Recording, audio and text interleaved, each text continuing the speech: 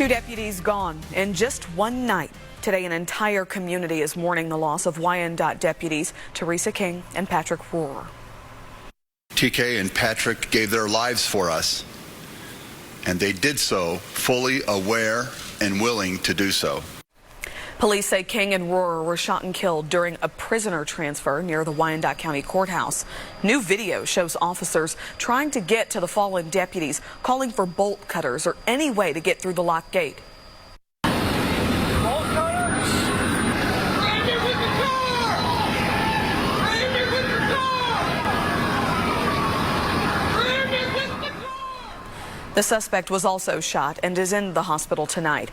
41 Action News reporter Nick Starling joins us live near the courthouse where this all happened. And Nick, today we learn more about the deputies and their legacy. Yes, we did, Dia, and this is just a community in mourning right now as we learn a little bit more about what happened. As you could just see in the body language of law enforcement personnel and people on the streets that this is just a very sad day. I'll get out of the way so you can see this is actually a growing memorial. There's people coming out here throughout the day adding flags and flowers and that picture that says, "Once an officer, always." And today we know a little bit more about how the deputies died.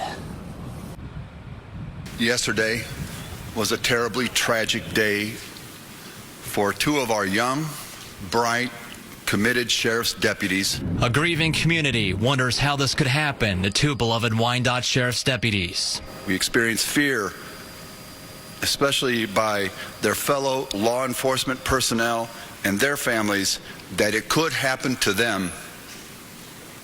And of course, feelings of anger and revenge towards the assailant.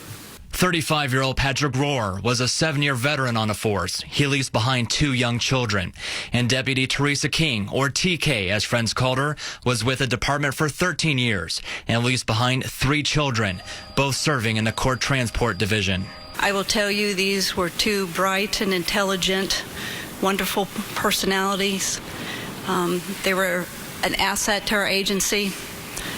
They came to work every day with a smile, willing to help out, willing to do anything, and it's a tremendous, great loss to our agency.